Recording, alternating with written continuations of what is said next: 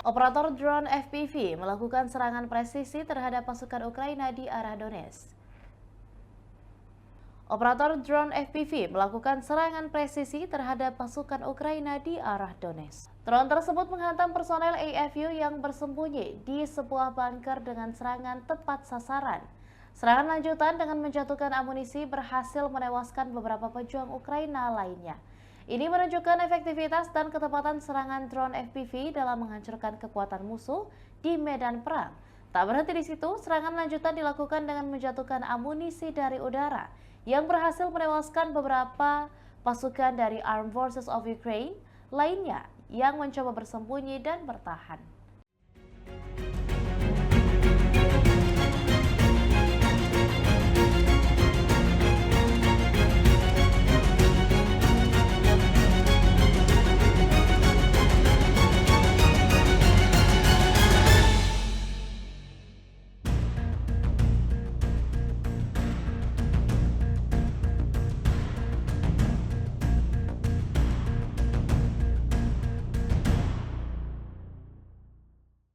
Demikian Tribun Hot News kali ini dan jangan lupa saksikan berita lainnya hanya di kanal YouTube dan juga Facebook Tribun Timur.